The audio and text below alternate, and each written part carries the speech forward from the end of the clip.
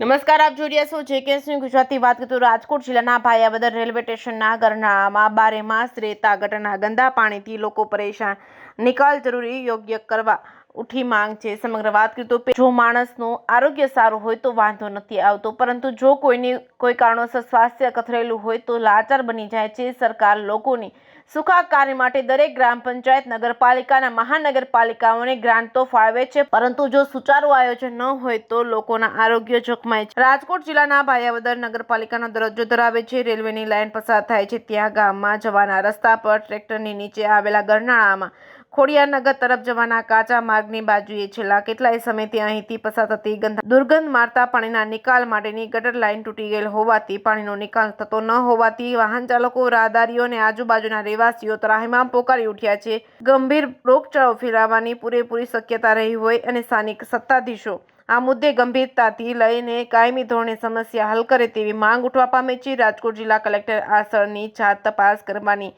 જરૂર છે તો ખબર પડે કે સ્થાનિક સત્તાધીશો કેટલા બેદરકાર છે અને ફરજ પ્રત્યે ઉદાસીન છે. જેકેએસની ગુજરાતી સાથે અતુલ શુક્લા, દામનગર.